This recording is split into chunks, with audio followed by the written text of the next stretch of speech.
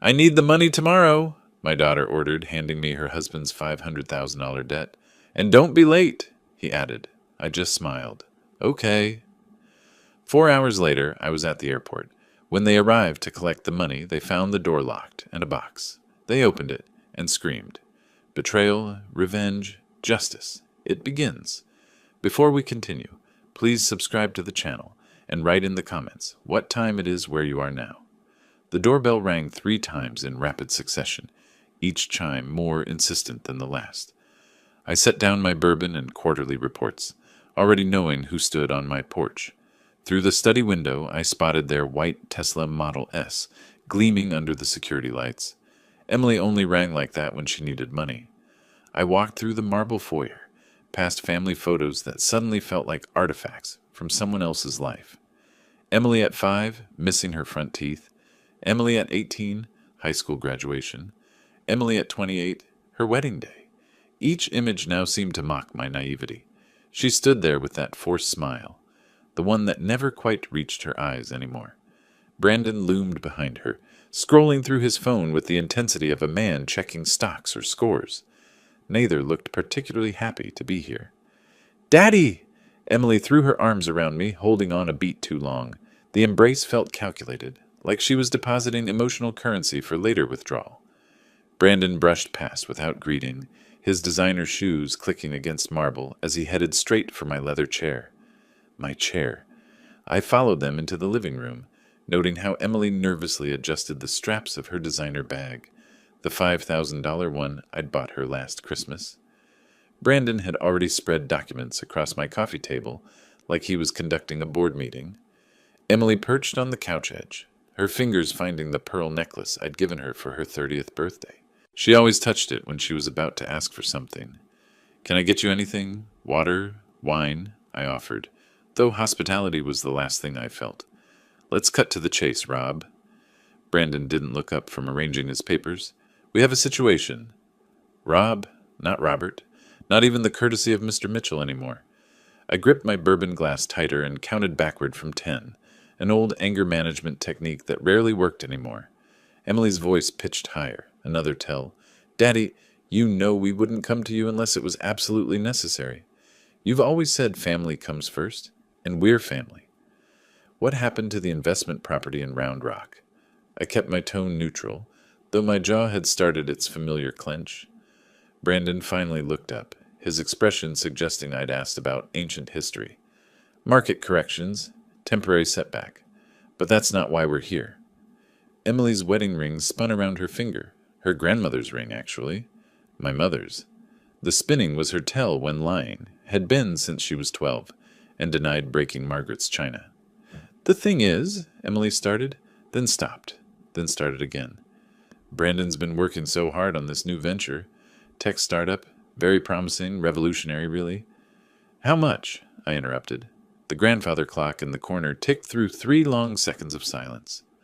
Brandon's cologne, something expensive and excessive, mixed with the oak and vanilla notes of my bourbon. Emily's heel clicked against the marble floor in a nervous rhythm. It's really not that much for someone of your assets, Brandon said, leaning back in my chair. The leather creaked under his weight, a sound that had always been mine alone until tonight. 500,000. We need it in our account by noon tomorrow. The room tilted slightly. My migraine, the one that always started behind my left eye during times of stress, began its familiar throb. 500,000. Not 50,000. Not even 100,000. $500,000, delivered as casually as ordering takeout. That's, I started, then stopped. Memories flooded in, unbidden. Teaching Emily to ride her bike in Zilker Park, her college graduation at UT, walking her down the aisle at the Four Seasons. Had that girl ever existed, or had I imagined her? Daddy, we wouldn't ask if we had any other option.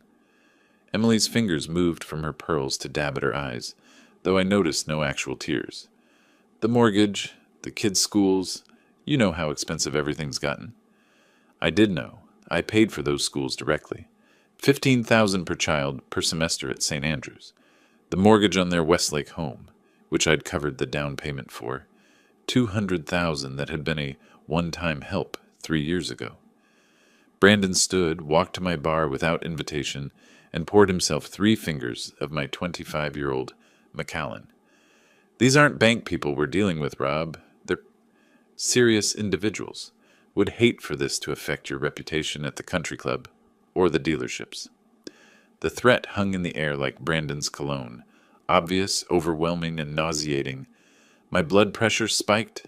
The migraine exploded from behind my eye across my skull. The room spun slightly, and I gripped the mantel for support. "Daddy, you look pale," Emily said. Not with concern, but calculation, like she was measuring my weakness for maximum leverage. That's when she said the words that changed everything. "If Mom were still alive, she'd be ashamed of how you're treating us." The words hung between us like a blade. Emily knew exactly what she was doing. Margaret and I had divorced 10 years ago, but Emily still weaponized her memory whenever convenient. Never mind that Margaret lived happily in Houston with her new husband. Never mind that she'd warned me about Emily's manipulation. In Emily's version of history, Margaret was a saint who would have opened her checkbook without question. "Your mother," I said slowly, "would have told you to get jobs." Brandon barked a laugh from my bar, still holding my scotch like he'd earned it. "Jobs? I'm an entrepreneur, Rob. I create jobs." 3 failed startups in 5 years. A cryptocurrency disaster that I'd warned him about last Christmas. The consulting firm that never consulted anyone. I'd funded them all, every single one, watching money disappear into Brandon's delusions of grandeur. "You missed Sophie's recital last month," Emily switched tactics, her voice trembling with manufactured hurt. "And Max's soccer tournament. But you have time for your quarterly reports?" Those quarterly reports kept their children in private school, kept their Tesla charged, kept their Westlake address respectable. But I didn't say that. Instead, I watched Emily's mascara run in 2 perfect streams. She'd clearly practiced this performance. "Let me understand this." I released the mantle, standing straighter despite the migraine. "You need $500,000 by noon tomorrow. For what exactly?" Brandon and Emily exchanged a glance, the kind married couple's perfect over years of coordinated deception. Brandon set down my scotch and returned to the coffee table, shuffling through papers with the unconscious rhythm of someone used to handling cards or chips. "Real estate opportunity," he said. "Time sensitive. Can't miss this window." "You just said you lost money on real estate in Round Rock." That was different. Brandon's knuckles whitened as he gripped one of the documents. "This is cryptocurrency. I mean, this is a sure thing." The slip was small, but significant. Crypto, not real estate. The same mistake that cost them $200,000 8 months ago.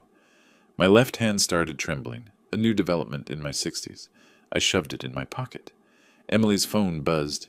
She glanced at it, typed quickly, then placed it face down. "Daddy, we've supported you through so much. When you and Mom divorced, who stood by you? When the economy tanked in 2020, who helped keep the dealerships running?" "You were in Cabo that entire summer," I reminded her. "Posted about it daily on Instagram." "That's not fair. The wedding." I started listing, my voice steady despite the rage building. 100,000. The house down payment, 200,000. Brandon's first startup, 150,000. The second, 80,000. The third. "That's ancient history," Brandon interrupted, standing now, trying to use his height advantage. "We're talking about our future. Your grandchildren's future." "The grandchildren whose tuition I paid directly to St. Andrews." Emily stood too, clutching her phone. The staged photo from her childhood, the one of us at SeaWorld when she was 7, suddenly appeared on the coffee table. She'd brought it as a prop. "These aren't just debts, Rob." Brandon stepped closer, close enough that I could see the small scar above his left eyebrow. "These are obligations. Serious people with serious consequences. By tomorrow noon, or things get complicated for everyone. Your reputation, the dealerships, that nice country club membership. Are you threatening me in my own house?" My voice dropped to barely above a whisper. "We're being honest about reality," Emily said, but her voice wavered. She'd never seen me this angry, this controlled. "Daddy, please, we need this. Tomorrow, noon. That's not negotiable." The room felt suffocating despite the central air running. My migraine pounded with each heartbeat. Brandon's cologne seemed to thicken the air. Emily's calculated tears had smeared her eye makeup into something almost theatrical. I looked at them both, my daughter who'd become a stranger, her husband who'd never pretended to be anything but a parasite. The grandfather clock chimed 9 times. Outside, suburban Austin continued its quiet evening routines, oblivious to the family destruction happening in my living room. "Fine." The word came out flat, exhausted. "Tomorrow. Now leave." Emily mistook my exhaustion for capitulation. She rushed forward, arms outstretched for another embrace. I stepped back, letting her arms fall empty. Brandon extended his hand for a shake, gripping too hard, establishing dominance he'd never earned. "We knew you'd understand," Emily said, gathering her designer bag and her staged photo. "Family first, right, Daddy?" They walked out without another word, Brandon's hand possessively on Emily's lower back, guiding her like a casino chip he'd just won. I stood in the doorway, watching their Tesla's distinctive whine fade down the street. The taillights disappeared around the corner onto Westlake Drive. I waited exactly 5 minutes after their taillights disappeared before I made the first call. James Walker answered on the second ring, despite the late hour. 25 years of friendship and legal counsel meant he knew my patterns. I never called after 9 unless something was seriously wrong. They finally crossed the line, didn't they? His voice carried no surprise, only resignation. "Noon tomorrow," they said. Like I'm an ATM with a withdrawal limit they've finally exceeded. "The house transfer paperwork is already filed," James said. I heard papers shuffling on his end. "They just don't know it yet. Emily's name was never on that deed, remember? You insisted on keeping it in your name when you paid their down payment." "What about Margaret?" I asked, walking back through my house, seeing it differently now, not as a home, but as a stage for tonight's final performance. "She's expecting your call.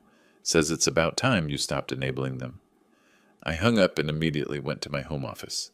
The migraine had shifted from explosive pain to cold clarity. My laptop opened to an email confirmation from 3 weeks ago. "Villa Las Palmas, Costa Rica, March 17th through April 17th. Your reservation is confirmed." The retirement planning trip would now serve a different purpose. I called American Airlines, navigating the automated system with practiced efficiency. The morning flight could be moved to 6:45 a.m. First class still available. 1 passenger. My home safe opened with a combination I'd never shared, not even with Emily.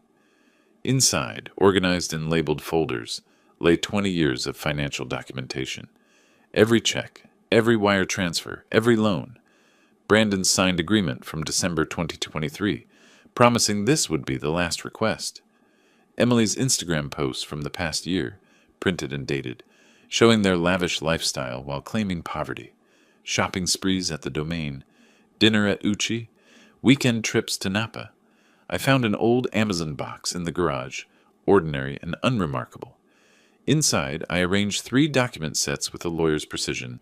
First, the deed to their house. Second, the complete loan history. $847,000 over 8 years, meticulously documented. Third, the legal notices James had prepared months ago, hoping we'd never need them. At the bottom, I placed a USB drive containing tonight's security footage. The cameras I'd installed after a break-in 2 years ago had captured everything. Emily's rehearsed tears, Brandon's threats, their coordinated manipulation. On top, I placed a single note. "You wanted it tomorrow. Here's what you're really getting." The packing took 30 minutes. 2 suitcases, efficiently filled with tropical weight clothing, essential documents, medications. My dealership manager, Jake, received a brief email. "Family emergency. You're in charge. Details to follow." I stood in the hallway, looking at the family portrait we'd taken 5 years ago at Laguna Gloria. Emily's smile looked genuine then, or maybe I just wanted to believe it was. I lifted the heavy frame off the wall, turned it backward, and rehung it. The blank canvas back seemed more honest somehow. In my bedroom, I removed my University of Texas class ring, the one Emily used to play with as a child, pretending she'd wear it someday. It went into the box with everything else. The migraine had completely faded now, replaced by something closer to anticipation. My phone showed 3 text messages from Emily. I deleted them without reading. Brandon had called twice, probably to reinforce tomorrow's deadline. The voicemails could wait forever. I made one more call, this time to Margaret in Houston. She answered immediately, as if she'd been waiting by the phone. Robert? James called me. Are you really doing this? Should have done it years ago. She's our daughter. Margaret's voice carried sadness, not judgment. But she's not the daughter we raised anymore, is she? No, she's not. The Costa Rica place? You'll be safe there? It's a vacation, a long one. Jake can handle the dealerships. The lawyers can handle everything else. Margaret was quiet for a moment. You know she'll try to find you. Let her try. By the time she figures out what's really in that box, I'll be drinking coffee on the beach, deciding whether to ever come back. We said goodbye without sentimentality. Margaret understood what Emily had become, maybe before I did. Mothers always know. At 11:30 p.m., I stood in my dark kitchen, drinking water and studying the refrigerator covered in my grandchildren's artwork. Stick figures labeled Grandpa and Me Fishing at Lake Travis, a crayon drawing of my dealership with Grandpa's work scrawled beneath. I carefully removed the fishing picture, folded it, and placed it in my wallet. The children weren't responsible for their parents' choices. I set the box on the porch table where they'd be sure to see it. The doorbell camera would capture their reaction when they opened it at noon, expecting a check and finding instead the complete dismantling of their illusions. The alarm was set for 4:30 a.m., 6 hours until my new life began, 6.5 until theirs fell apart. The alarm cut through darkness at exactly 4:30 a.m. No snooze button, no hesitation. I'd trained myself over 32 years of early dealership meetings to wake instantly, and today that discipline served a different purpose. The coffee maker gurgled to life, already programmed the night before. Colombian dark roast, the kind Emily always complained was too strong when she still visited for breakfast. The ceramic mug warmed my hands, an anniversary gift from her 10 years ago when she still remembered such dates. Through the kitchen window, Austin's skyline began its slow awakening, office buildings lighting up floor by floor while most of the city still slept. I moved through my house with deliberate precision, documenting each room like a detective at a crime scene. The master bedroom still held Margaret's mother's portrait. Emily had always wanted it, never asked nicely enough to receive it. Her childhood room, long since converted to an office, still displayed her high school trophies. State debate champion, National Honor Society, the daughter I'd raised versus the stranger who demanded money 12 hours ago. The pool area looked serene in the pre-dawn light. I'd taught Emily to swim there, her fearless splashing at age 4. Last July, Brandon had gotten drunk at our 4th celebration, fell in fully clothed, then blamed me for the pool's placement. Even then, I'd written the check for his ruined designer watch. The Bentley purred to life in the garage. I chose it over the Tesla. Brandon had too many memories in that car, too many assumptions about inheritance. The streets of Westlake Hills lay empty except for garbage trucks, beginning their Saturday routes. I drove past Emily's neighborhood, every house dark, peaceful. They were sleeping, probably dreaming of ways to spend my money. The radio played classic rock, and the Eagles' Take It Easy filled the cabin. The irony wasn't lost on me. At the intersection of Bee Cave and Walsh Tarleton, I considered calling Margaret, but decided against it. James would handle that conversation better than I could. Mopac stretched ahead, nearly empty. I passed 3 of my dealerships, their lots full of inventory that would soon be Jake's responsibility. The flagship location still had my photo in the lobby. That would need changing. Near 5th Street, I noticed Brandon's favorite bar, the Velvet Room, where his gambling connections congregated, where this whole disaster had really started. Construction on Congress forced a detour through 2nd Street. The city I'd built my business in for 3 decades looked different in the pre-dawn darkness, like a stage being set for a play I'd no longer attend. James's office occupied the 42nd floor of the Frostbank Tower.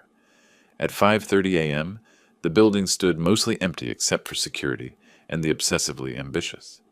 James waited in the conference room with Sophia Chen, his paralegal, documents spread across the mahogany table with military precision. A box of Krispy Kreme donuts sat in the center, our tradition for major deals since 1999. "You look surprisingly rested," James observed, sliding the power of attorney across the table. "First good night's sleep in months." I signed with my father's fountain pen, the one Emily didn't know existed. "Limited scope, I see. 60-day expiration, only property transfers and financial restructuring. Can't have you selling her organs after all. His attempted levity fell flat. We both knew this was necessary surgery, not revenge. Sophia presented the property documentation with clinical efficiency. The interesting part, Mr. Mitchell, is the timing. The transfer was actually executed yesterday at 4 p.m., before they came to my house. 3 hours before. Emily's house has been legally yours since she signed those papers in 2020. She never read past the second page. The irony was perfect. While Emily had been driving to my house to demand money, she'd already lost her biggest asset. The house she posted about constantly on Instagram, the symbol of her success, had never been hers at all. The financial lockdown, I asked, executed at midnight. Joint accounts frozen.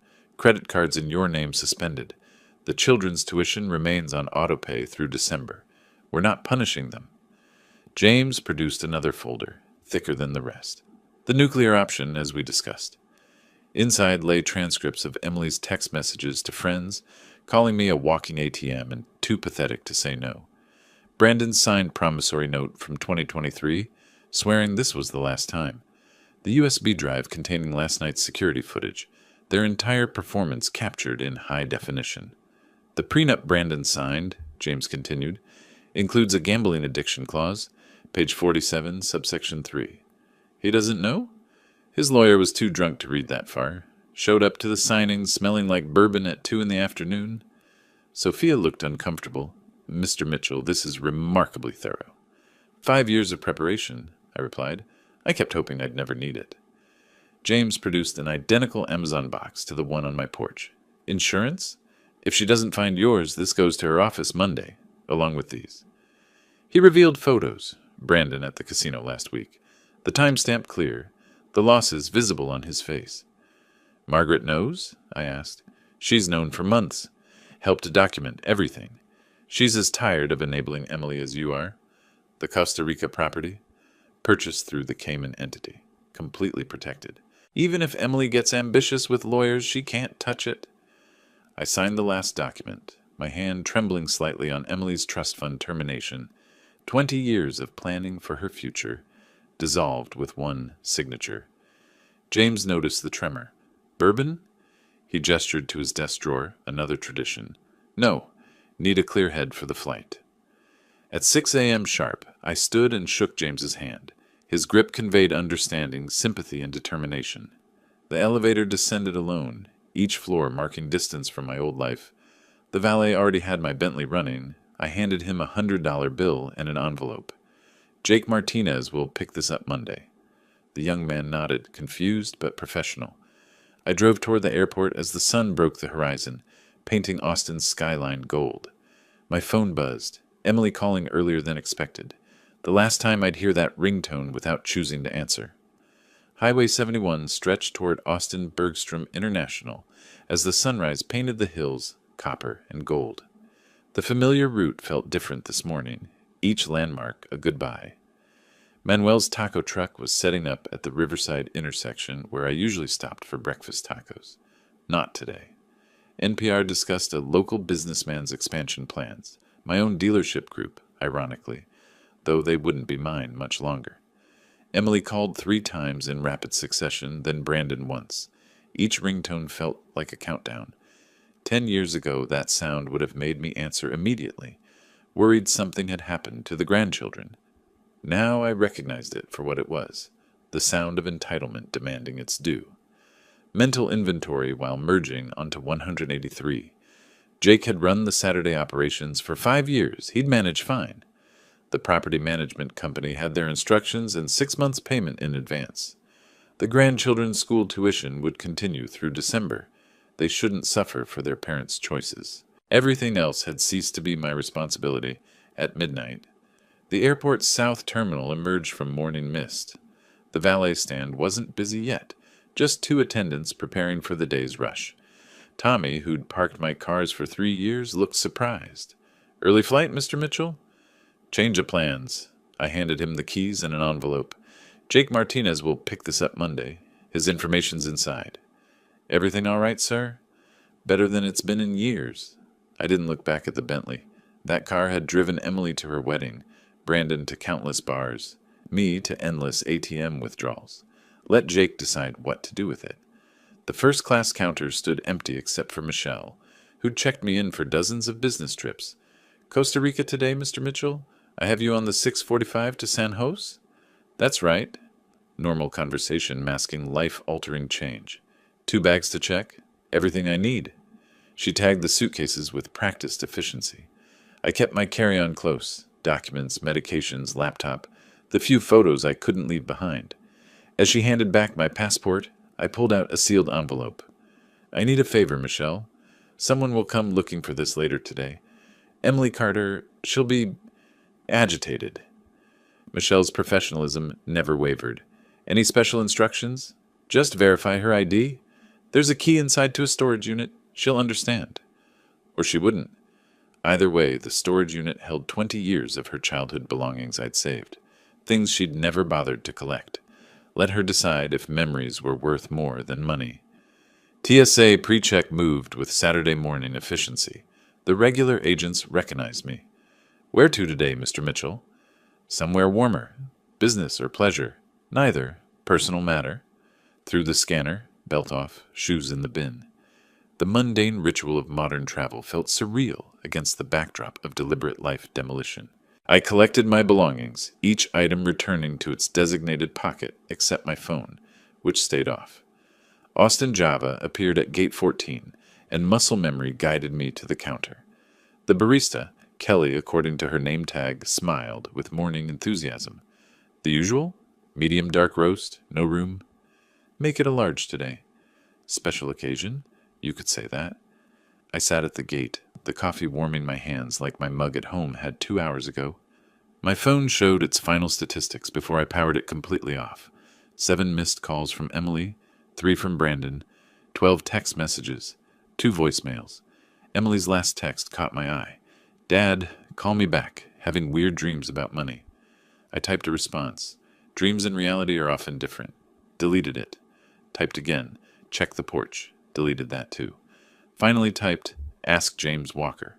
Then deleted that as well. Instead, I powered the phone off, removed the SIM card, and dropped both in the nearest trash bin. The investment phone could become someone else's problem. First-class passengers for Flight 447 to San Jose, Costa Rica, now boarding. The gate agent scanned my boarding pass with a practiced smile. The jet bridge stretched ahead, each step lighter than the last. The flight attendant welcomed me to seat 2A, window, left side. I accepted the offered champagne, unusual for 7 in the morning, perfect for this moment. Other passengers filed past. A honeymoon couple, giggling and touching constantly, reminded me of Margaret and myself 35 years ago.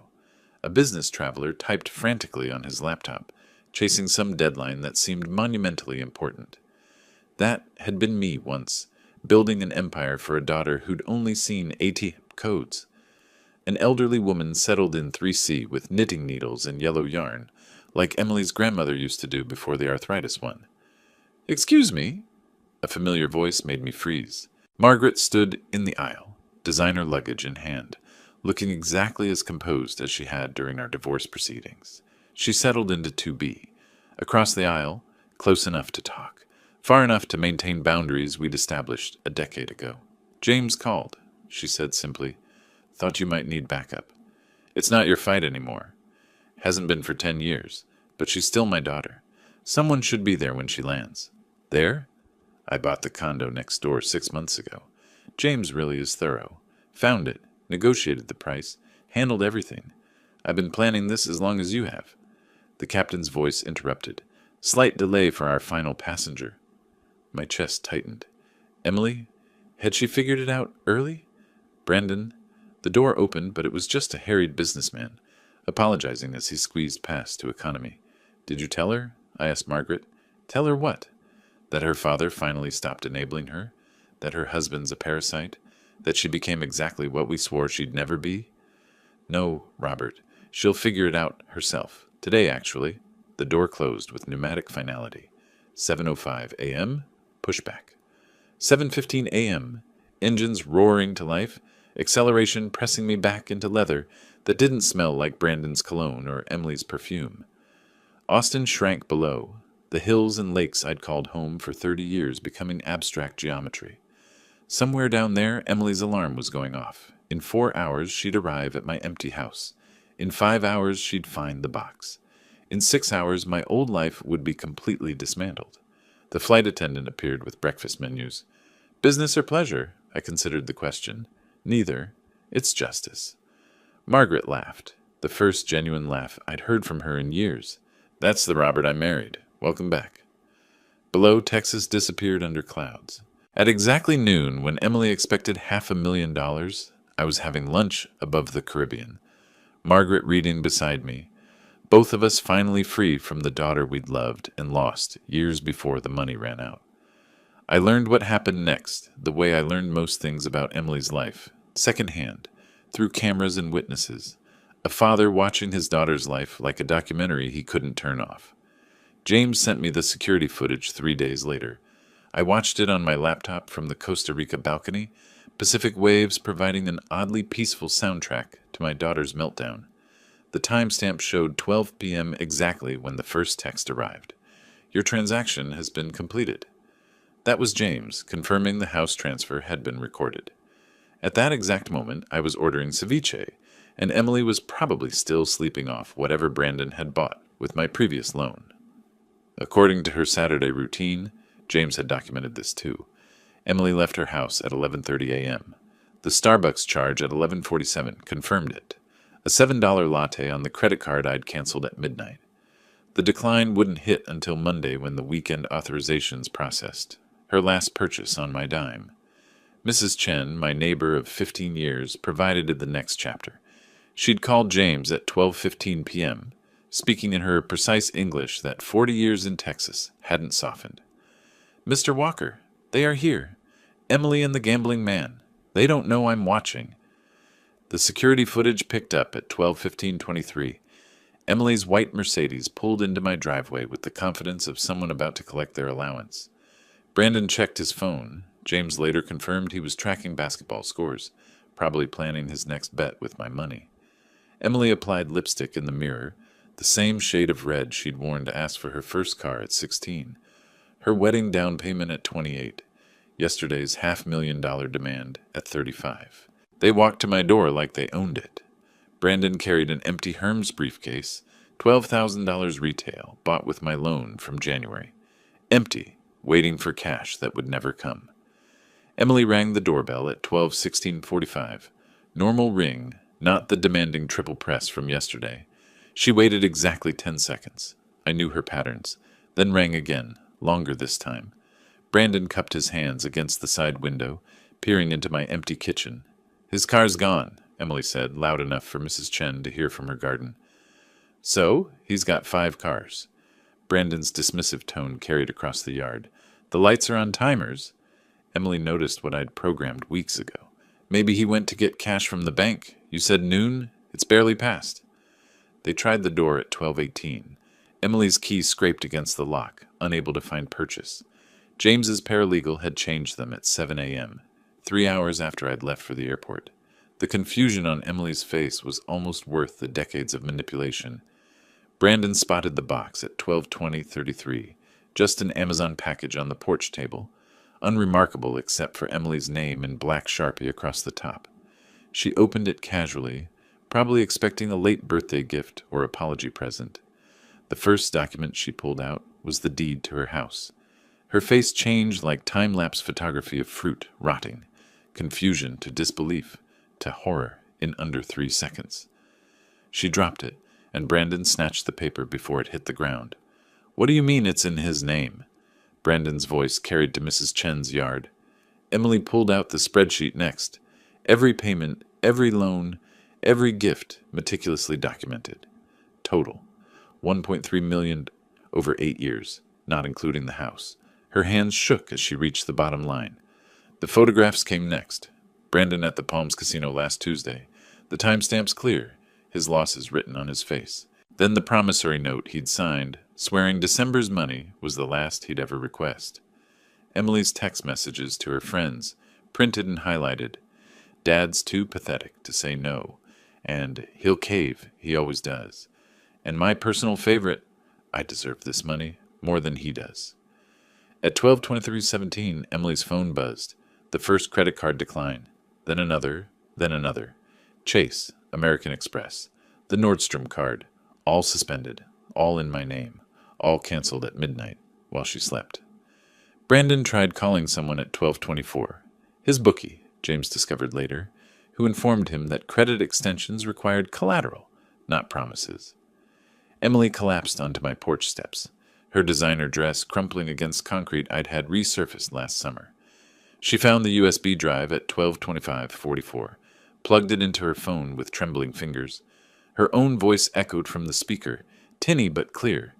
Just take whatever he gives you. He's too pathetic to say no. Then Brandon's voice. These aren't bank people, Rob. They're serious individuals. The prenup appeared last. Page 47 was highlighted in yellow. The gambling addiction clause circled in red. Immediate forfeiture of marital assets if gambling debts exceeded $50,000. Brandon had passed that threshold 3 years ago. Brandon threw his briefcase at my door at 12:27:31. The handle broke off, Herman's leather scattering across my porch. Emily's sobbing became audible on the recording, not the pretty tears from yesterday, but raw, ugly sounds of someone realizing they'd played themselves. Mrs. Chen emerged at 12:28, all 4 feet 11 inches of her, holding her phone like a weapon. I'm calling the police if you don't leave. This is my father's house, Emily screamed, mascara creating abstract art on her cheeks. Not anymore. Mr. Mitchell sent me the property transfer notice this morning. You're trespassing. Brandon stormed to the car at 12:30, leaving Emily to gather scattered papers. Her fortune now just litter on my porch. She left some behind. The wind would handle those. Brandon peeled out, leaving tire marks on my driveway that the property manager would bill to their account. At 12:30:45, exactly when Emily discovered her inheritance had evaporated, I was watching the ocean from a beachside restaurant. The waiter had just asked if I was celebrating something.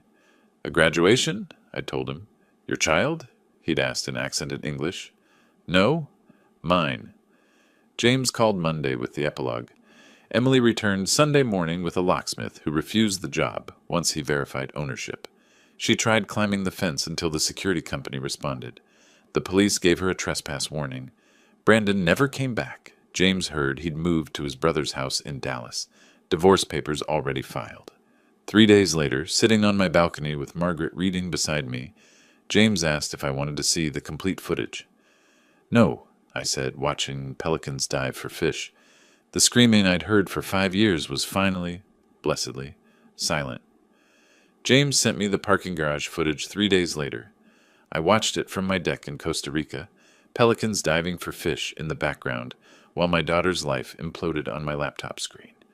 The timestamp showed 7 p.m. March 16th, exactly when I was having my first peaceful dinner in years. Their Mercedes screeched into the underground parking of Emily's condo building. Even without audio, Brandon's body language screamed rage. He slammed the door so hard the car alarm triggered, its lights flashing like a distress signal nobody would answer. Emily chased him to the elevator, clutching those documents like evidence in a murder trial, which in a way they were, evidence of the murder of their delusions. The building's elevator audio, which James's paralegals somehow obtained, captured their conversation in devastating clarity. Emily's voice, shrill with betrayal, "You said it was commercial real estate. It was." Brandon's denial came quick, desperate. The casino was just stress relief. Stress relief? Stress relief? The sound of papers hitting flesh, then the elevator's pleasant ding, doors closing on Emily's raw sobbing. By 7:30, Emily had started an Instagram Live that would become legendary among Austin's social circles.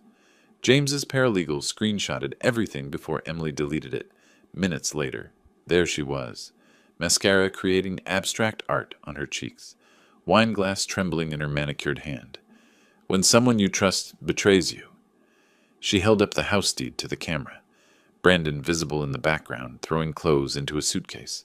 When your whole life is built on lies. The wine glass flew across the room, shattering against their wedding photo. Stream ended. 47 people watched Emily Carter, social butterfly of Westlake, self-destruct in real time. 3 were employees from my dealerships who immediately forwarded the recording to James. Brandon's mother called my office Monday morning, her voicemail preserved in James's meticulous records. Mr. Mitchell, Brandon's been missing since Saturday night. Emily says you've kidnapped him. A pause, heavy with maternal desperation. I know that's crazy, but do you know where my son is? I didn't, but I knew where he'd been. Brandon had spent those hours calling everyone he'd ever met with money. Country club friends, college roommates, even his ex-girlfriend's father. Each conversation shorter than the last, each rejection adding weight to his desperation. His mother heard him say, voice cracking, "It's not just money anymore. These people don't play." Between 8:30 and 10 p.m., Emily dove deep into Google's legal advice. Her search history, visible because she'd used my Amazon account to access the Wi-Fi, read like a map of denial. Can father take back Gift House, Texas? How to break power of attorney. Statute limitations, financial gifts, Texas. Emergency bankruptcy lawyer, Austin. Can casino debts affect spouse, Texas? Cheap divorce attorney, no money down. The last search hurt more than I expected. Not because she wanted to divorce Brandon, that was overdue, but because she immediately went looking for someone else to fund it. Rachel, Emily's best friend since college, called Margaret around 10 p.m. Emily had finally played the entire USB, not just yesterday's pathetic comment. 5 years of family gatherings, birthday parties, and holiday dinners, all secretly recorded. Emily's voice calling me a walking ATM at her 30th birthday. Brandon joking about bleeding the old man dry at Thanksgiving. Emily coaching Brandon on manipulation tactics before our anniversary dinner. The Christmas toast where they'd mockingly thanked good old dad, the family bank. She played it 3 times, Rachel told Margaret, like she couldn't believe it was real. The credit card cascade started at exactly 10:17 p.m., each declined notification pinging to James's monitoring system. Chase Sapphire declined. American Express Platinum suspended. Nordstrom invalid. Even her Starbucks card deactivated. A DoorDash driver filed a complaint the next day. Emily had ordered $200 of sushi, planning to pay cash. No cash in the house. The driver threatened small claims court while Brandon was already at a pawn shop with her jewelry. Emily's Facebook posts between 11 p.m. and midnight became Austin gossip legend. Each deleted within minutes, but screenshots spread like wildfire. Betrayed by blood. When your father chooses money over family. Anyone know employment lawyers? Selling designer bags. Serious inquiries only. The comments she hadn't expected poured in immediately. Her cousin, "Didn't you just post from Cabo last week?" High school friend, "Thought your dad bought you everything." Former coworker, "Aren't you the one who quit working after marriage?" While Emily's world crumbled, Margaret and I sat on the beach deck playing poker. A local guitarist strummed nearby, and I tipped him $100 to play "Take It Easy" by the Eagles. Margaret laughed. First genuine laugh I'd heard from her in years. "You're terrible at poker," she observed, taking my chips. "I'm free," I replied, and meant it. Mrs. Chen called James again at 11:45 p.m. Emily had returned to my house, just sitting in her Mercedes in the driveway. Not trying to enter, not raging, just sitting, staring at dark windows like they might suddenly illuminate with forgiveness. She sat there for an hour, Mrs. Chen reported. When she finally left at 1 a.m., she looked different, like she aged 10 years in 10 hours. By midnight on March 16th, Emily had lost access to $2.3 million in assets, discovered $500,000 in hidden family debt, realized Brandon had gambled away their savings, found out she'd never owned her house, and learned her mother had known everything for months. James asked if I felt guilty about the recordings. I told him the only thing I regretted was not starting them sooner. Sunday morning, March 17th, Emily stood at my office building's entrance for 2 hours. Security footage showed her pressing the intercom every few minutes, like a child repeatedly pushing an elevator button, hoping persistence would change reality. She called employees from the company directory she'd stolen years ago. Jake blocked her after the 3rd call. Others simply didn't answer. By noon, she'd moved to Austin Bergstrom International, the same terminal where I'd dropped her off for college visits, where I'd welcomed her home from her honeymoon. Now she was there as a detective, desperately seeking clues to my escape. TSA wouldn't provide passenger information. American Airlines required a warrant. When she claimed family emergency, they checked their system. Passengers specifically requested no contact, the agent informed her. James had video from airport security, Emily's face crumbling at those words. Her Uber receipts that afternoon, the last rides before the account cut off, traced a map of desperation across Austin. Robert's Golf Club, membership revoked, entry denied. Morton's Steakhouse, where we'd celebrated every major deal. Haven't seen Mr. Mitchell lately. Even my barber shop on South Congress, though it was closed Sundays. She stood outside, peering through windows like my hair clippings might reveal my location. Monday, March 18th became Emily's legal education day. 4 law firms, 4 identical consultations. Each lawyer's expression shifted from interest to sympathy as they reviewed the documents. "These are ironclad," said the first. "You'll need a $10,000 retainer," said the second. "Do you have access to funds?" asked the third. The fourth just shook his head. The dealership confrontation at 3 p.m. made it onto employee social media. Emily stormed into the flagship location on Research Boulevard, demanding answers from Jake. Jake Martinez, 6'4" former Marine, remained perfectly calm as she screamed about kidnapping, elder abuse, and theft. When she threw her coffee at the glass door, customers started recording. The brown stain would remain for 3 days. Jake left it there on principle. Brandon's mother's voicemail at 5 p.m. carried a mother's worst fears. "Mr. Mitchell, Brandon's been missing since Saturday night. Emily says you've kidnapped him. I know that's crazy, but do you know where my son is?" Tuesday, March 19th, the real creditors arrived. Not bank representatives in polyester suits, but 2 men in Italian leather who knocked politely and spoke softly. They left a business card with just a phone number. No threats, no violence, just the weight of unspoken consequences. Emily called Brandon 47 times. His phone had been off since Saturday. Her Instagram stories that afternoon, screenshot by her sorority sisters, documented the pawn shop tour. Designer bags worth $30,000, $8,000 cash. Jewelry worth $50,000, except the wedding ring, $15,000 cash. Brandon's 3 abandoned watches worth $40,000, $12,000 cash. Still $465,000 short of what they needed. That evening, Margaret took Emily's call. She recorded it with legal permission, knowing I'd need to hear it eventually. "Mom, did you know?" Emily's voice sounded younger, almost childlike. "About Brandon's gambling? 6 months ago? Why didn't you tell me? Would you have listened?" Silence. Then, "I need money." "So did I during the divorce. You said I should be independent." The call ended with Emily's sob, cut short by Margaret's disconnect. Wednesday, March 20th. Emily entered James's office wearing the same designer dress from her Cabo Instagram posts the week before. The irony wasn't lost on James, who noted it in his report. Same conference room where I'd signed the papers. Same chair where Brandon had spread his lies. James showed her everything with clinical precision. Power of attorney predating her emergency.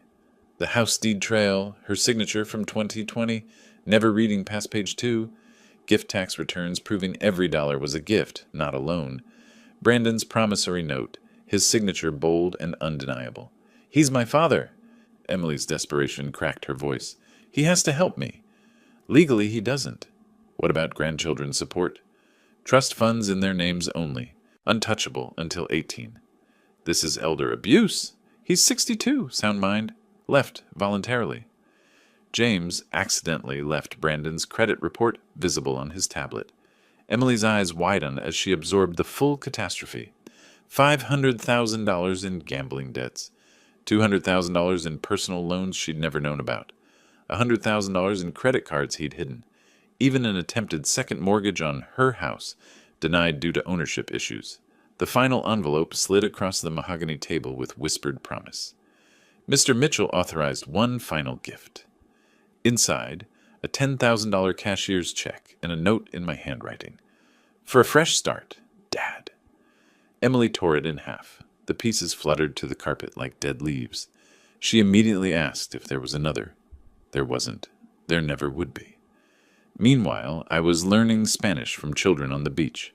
Roberto El Rico, they called me, laughing as I mangled pronunciation. My blood pressure had dropped 20 points. I slept 8 hours straight. Hadn't thought about Emily in 2 days until Margaret mentioned her. Wednesday night, James reported. Emily left my office at noon. Security footage shows her sitting in the lobby until the building closed at 9 p.m. The guard said she asked if you ever talked about her. He lied, said yes, said you spoke fondly. She said, "Thank you," and left. That night in Costa Rica, I dreamed about teaching Emily to ride her bike again, but this time, when I let go, she kept pedaling away until she disappeared. The Austin American-Statesman article arrived in my inbox April 3rd. Local businessman missing after financial scandal. Brandon Carter, 38, hadn't been seen since March 19th. Wife filed missing person report. Police found no evidence of foul play. His car at airport long-term parking, ticket to Vegas, purchased but never used. The creditors returned to Emily's condo April 5th. More insistent this time, according to the police report Emily filed. They left a photo from February, Brandon at the casino, markers scattered on the table, owing $500,000. Emily requested a restraining order. The judge asked about the money owed. Order denied. Her garage sale that weekend became neighborhood entertainment. The Facebook group posts, forwarded by James's investigator, painted a portrait of decline. Moving sale, everything must go. Furniture that once hosted charity galas. Brandon's golf clubs, custom fitted, sold for $200. Wedding china, Waterford crystal, $50 for the complete set. Her wedding dress preserved in acid-free tissue, no takers at any price. A neighbor posted, "Sad. A year ago she hosted that autism charity gala here, raised $50,000. By mid-April, Emily's job applications flooded Austin's employment market. 47 positions in 2 weeks, tracked through LinkedIn. Interior design firms, employment gap too long. Retail positions, overqualified. Finally, Nordstrom hired her, the same store where she'd spent thousands monthly. Starting pay, $15 hourly, plus commission. The universe's sense of irony remained intact. April 15th, an eviction notice appeared on her condo door. 3 months behind on the mortgage, Brandon had handled finances, never mentioned the mounting debt. $4,500 monthly payment, $13,500 owed, plus late fees. May 15th deadline to pay or vacate. She discovered this returning from her first day at Nordstrom, still wearing the employee name tag she'd once ignored on others. The divorce filing on April 18th read like a corporate dissolution. Abandonment cited as cause. Brandon must be served. Location unknown. Judge allowed publication notice in 3 newspapers. Cost, $500 Emily didn't have. She used her Nordstrom employee discount to buy a suit for court, the first clothing she'd purchased with earned money in 7 years. While Emily rebuilt from ashes, I built something new in Costa Rica. My days developed a rhythm I'd forgotten existed. Sunrise with howler monkeys. Coffee overlooking the Pacific. Morning swims in water clear enough to see my feet. Lunch at Manuel's beach bar where nobody knew about dealerships or daughters. Local kids called me Roberto El Rico, Robert the Rich. I taught them English in exchange for Spanish lessons. Their parents invited me to dinners where nobody mentioned money, investments, or opportunities. Real conversations about football, fishing, and the weather. Nobody asked for anything except to pass the salt. Margaret took up painting, producing terrible seascapes that made us both laugh. We hadn't laughed together since Emily turned 16 and started seeing us as resources rather than parents.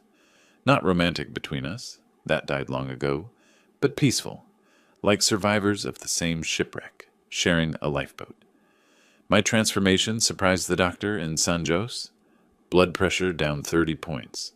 Weight dropped 20 pounds without trying, off 3 medications. What changed? He asked in accented English. Everything. Nothing. I'd stopped funding other people's lives and started living my own. April 25th, TMZ broke the story. Missing Texas businessman spotted in Mexico. Brandon Carter working at a Juarez car rental agency under an assumed name. The photo showed him behind a counter, 10 pounds thinner, wedding ring absent. Extradition unlikely for civil debts. Emily commented on the article with just 2 words. Good riddance. April 27th. Emily finally used the airport storage key. Manuel reported what she found. Every childhood item I'd saved. Photo albums she thought I'd discarded. Her grandmother's jewelry, assumed lost in the divorce. A $50,000 savings bond in her name, maturable in 1 year, and a note in my handwriting. For when you remember who you were before money mattered. Dad.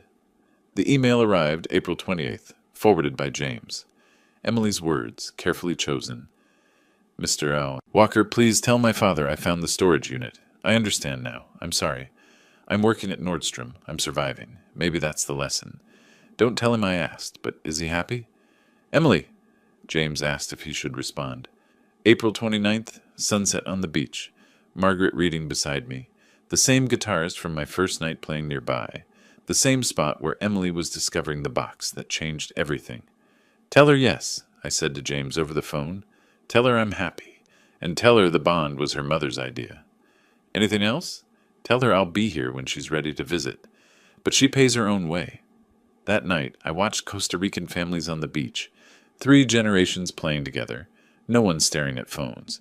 Everyone engaged in actual conversation. Poor by American standards. Wealthy by every measure that mattered. Emily texted James, Thank you for telling me. Maybe Christmas, if I save enough. First time in 5 years she'd mentioned saving for anything. April 30th, Manuel's band played at the beach bar. They dedicated a song to Roberto El Rico. Not the Eagles this time, but a local folk song about a man who found treasure by giving everything away. Margaret translated, tears in her eyes. It wasn't really about me. It was about every expat there, all running from something, all finding something else. James called that evening to say Emily had sold her Mercedes, bought a 10-year-old Honda, started a savings account, posted on Instagram about the dignity of honest work. Should I keep monitoring her? He asked. No. The lesson was learned. The teaching was over. The learning, maybe, was just beginning. The eviction notice had been on Emily's door since April 15th. By May 5th, James told me she'd exhausted every option, pleading with property management, offering partial payments, even attempting to negotiate with the building's owner. She never knew I'd sold that property to a REIT in January, anticipating exactly this moment. Security footage from the building showed her renting the smallest U-Haul available that Saturday morning. Loading it alone took 12 hours.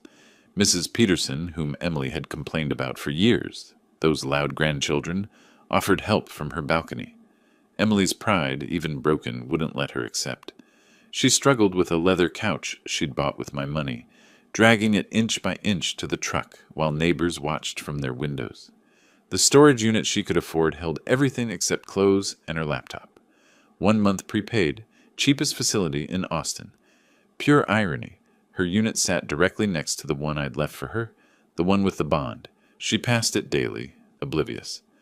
May 10th brought Brandon's final communication, a registered letter from Juarez, requiring signature. The postal worker later provided an affidavit for Emily's divorce proceedings, describing how her hands shook as she signed. Inside, 1 page, Brandon's handwriting. Emily, by the time you read this, I'll have a new name and new life. The men looking for me won't find me. Don't try to either. I'm sorry about your father's money. But you were the one who said he'd never cut you off. We both gambled. We both lost. The prenup your dad made me sign means you get nothing from me anyway. Consider us even. B. Her Nordstrom manager called James out of concern. Emily didn't show for 3 days. When she returned, she'd dropped 10 pounds, her eyes hollow. The manager nearly fired her. For the first time in Emily Carter's life, she begged, actually begged, kept the job by promising perfect attendance going forward. May 15th, eviction day. Emily's new address, a studio apartment above a taco shop on East Riverside. Same neighborhood she'd called sketchy when visiting college friends. 400 square feet. Window AC unit rattling like dice in a cup. Shared laundry in a basement that smelled of mildew. $700 monthly, cash only, no credit check. The second job started May 16th. Denny's night shift, 11 p.m. to 7 a.m. The same Denny's where she'd made a scene 2 years prior, demanding the manager over cold eggs. Now she served drunk college students and exhausted nurses for 213 hourly plus tips. Her new schedule became robotic. Wake at 5 a.m., Nordstrom from 6 a.m. to 2 p.m., sleep from 3 p.m. to 10 p.m., Denny's from 11 p.m. to 7 a.m., repeat. Sundays off spent doing laundry and preparing meals. Rice, beans, the cheapest chicken she could find. Margaret visited May 24th. She called me that evening, her voice careful. Emily had hung one item on the studio's water-stained wall, our photo from her college graduation. The designer clothes were gone, replaced by Walmart basics. 20 pounds lost, cheekbones sharp as accusations. Their conversation, as Margaret recounted, "I helped your father plan this. I know. Are you angry? I was. Now I'm too tired to be angry. The bond was my idea. Insurance for when you hit bottom. This is bottom? No. Bottom is when you stop blaming everyone else." Emily's admission came slowly, like pulling teeth. "I was a terrible daughter." "You were a spoiled daughter. There's a difference. Is there?" "Terrible can't be fixed. Spoiled can be outgrown." Memorial Day weekend arrived with Austin's typical heat. Emily worked a double at Nordstrom, time and a half for holiday pay. Denny's afterward was slammed with drunk partiers. She made $300 in tips in one night, the most money she'd touched since March. The Denny's security camera captured her at 7:15 a.m., May 31st, sitting in her Honda counting tips. Crying. Not the manipulative tears I'd seen so often, but something raw. She later wrote to James that it was the first money she'd truly earned. No manipulation, no family name, no expectations. Just work. Her phone records showed a text, typed but never sent. "Dad, I made $300 tonight. By myself. I know you won't see this. I know you're gone. But I wanted you to know. I'm starting to understand." She deleted it, but the phone company's records remained. Meanwhile, in Costa Rica, the rainy season had started. I'd begun teaching English at the local school, volunteer work. The kids called me Teacher Roberto. Nobody knew about my money. Margaret painted terrible landscapes, selling them to tourists for $20, donating proceeds to the school. We ate dinner together most nights. Simple food, rice, fish, plantains. Better than any country club meal. James sent his last update. Emily's working 2 jobs, living in studio, surviving. My reply, stop monitoring. She needs to do this alone now. May 31st, midnight. Emily started another Denny's shift. Memorial Day crowd filtering in.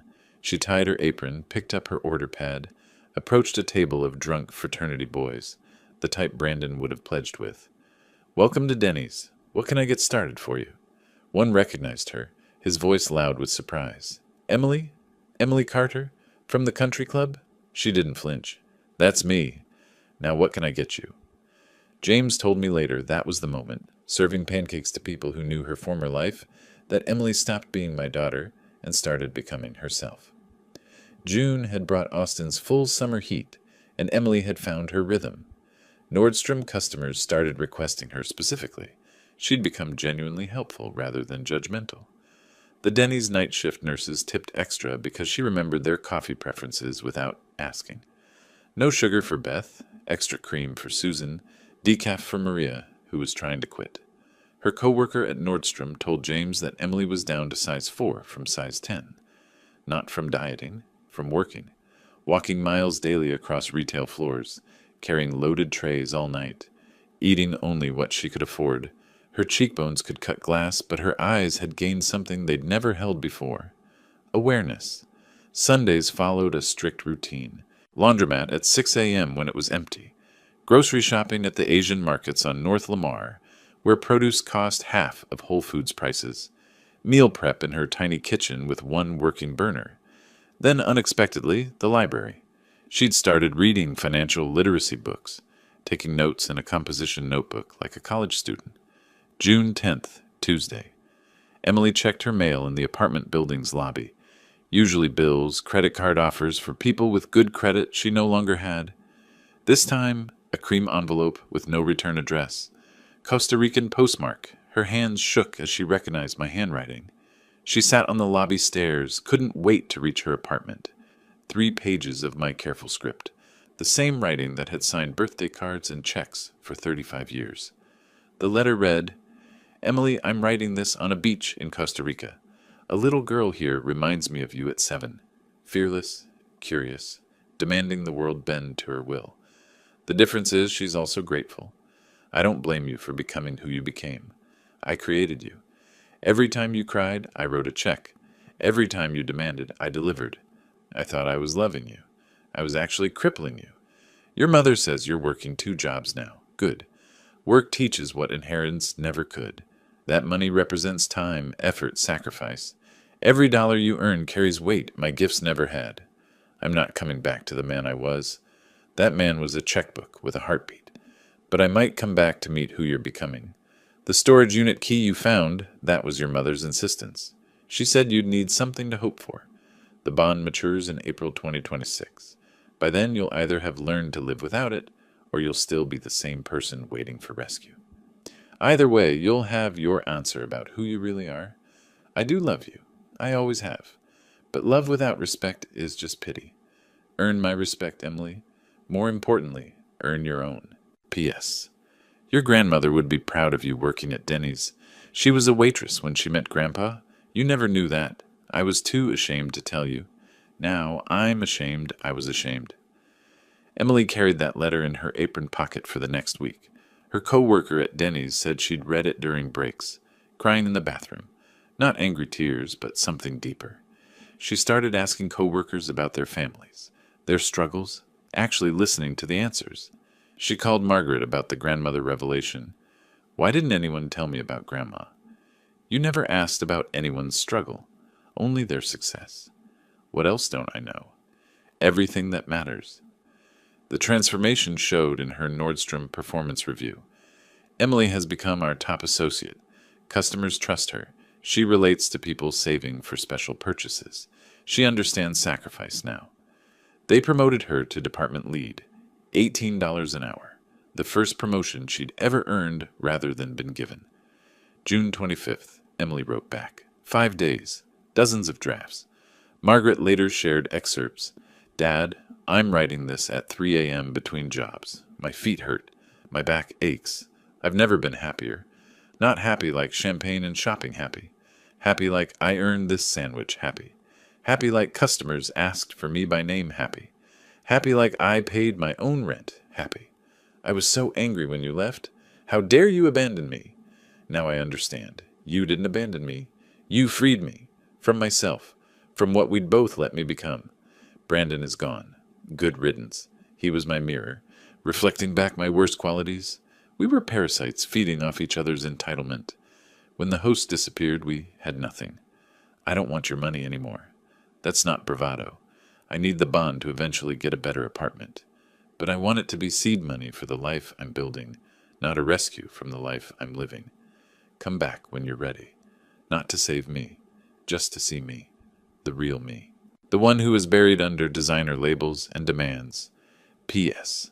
I kept one thing from my old life. The photo of us at my graduation. You looked so proud. I want to earn that look again.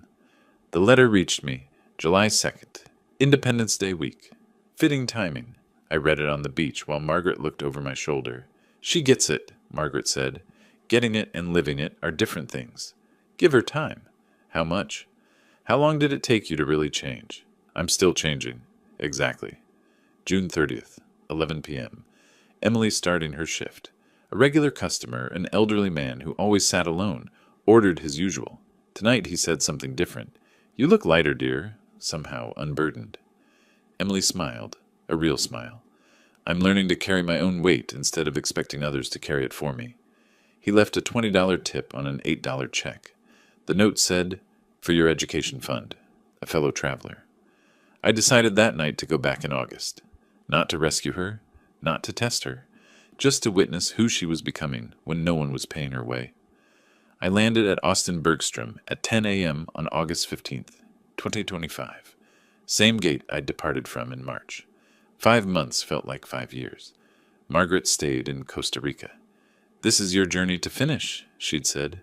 The rental car was a modest sedan, not the luxury vehicle Robert Mitchell would have demanded. I drove past my dealerships, thriving without me. Good.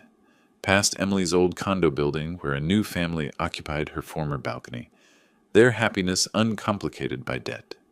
Checked into a Hampton Inn, not the Four Seasons. Part of my new life, comfort without excess. Called James. I'm here. She doesn't know? No. Want to see her natural life, not a performance? Nordstrom. She's there until 6. At 4 p.m., I stood in Nordstrom at Barton Creek Mall, watching from across the floor. Emily knelt beside an elderly woman, helping adjust shoe fit, patient, kind.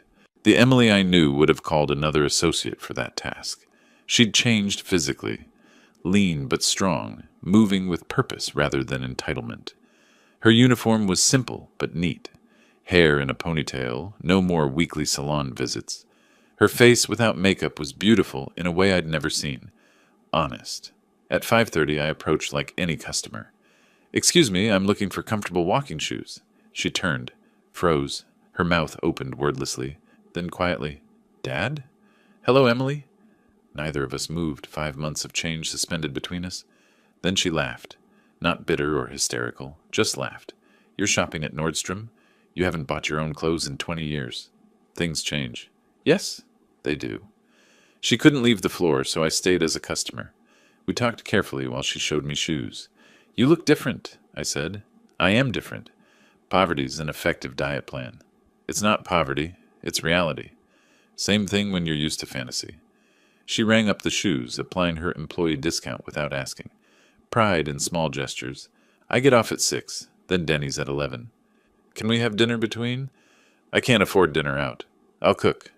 "Where do you live?" She hesitated, then gave her address. "It's not what you're used to." Neither am I anymore. At 6:30 I climbed the stairs to her studio.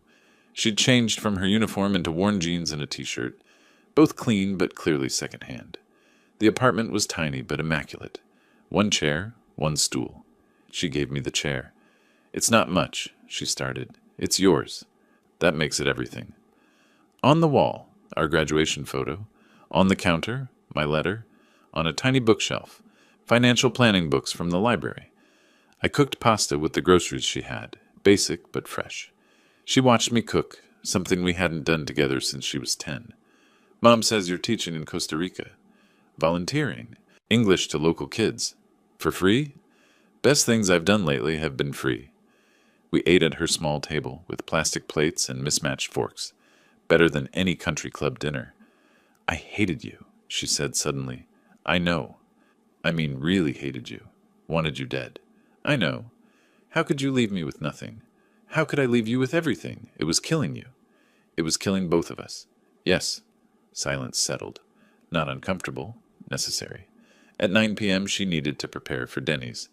I pulled out an envelope. "This isn't rescue, it's investment." Inside, a $5,000 check and a contract. "What's this?"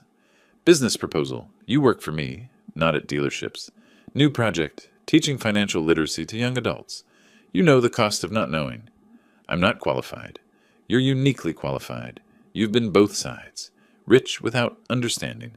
Poor with awakening." She read the contract carefully. "Fair salary. No special treatment. Performance-based raises." "This isn't charity. This is business. You fail, you're fired. Daughter or not. And if I succeed, then you'll have succeeded." At 10:30 she had to leave for Denny's. She hugged me. First real hug in years. Not manipulation or performance. Connection. "I'll call you tomorrow, after I read the contract again." Read it 3 times. That's another lesson. I'm learning. We both are. 1 month later, Emily accepted the position but kept Denny's weekends for 6 months. Wanted a backup plan. Smart. Her first financial literacy workshop had 12 attendees. A year later, she spoke at colleges. 2 years later, she was writing curriculum for school districts. She never touched the bond when it matured, using it instead as a house down payment. The cash she used came from her own savings. Brandon never returned. Heard he married a wealthy widow in Cancun. The cycle repeating. Not our problem anymore. Thanksgiving 2025, Emily hosted in her studio. Margaret brought sides. I brought wine. We sat on the floor around her coffee table. Emily raised her water glass. She was working that night. To family. Margaret added, to lessons learned. I concluded, to starting over. We clinked glasses. plastic and glass. Perfect imperfection. The fortune I'd spent my life building was nothing compared to the wealth in that tiny room, a daughter's respect, earned not inherited, and the knowledge that sometimes the greatest gift you can give someone is the chance to save themselves. If you like this story, please like this video, subscribe to the channel, and share your impressions of this story in the comments. To listen to the next story, click on the box on the left. Thank you for watching.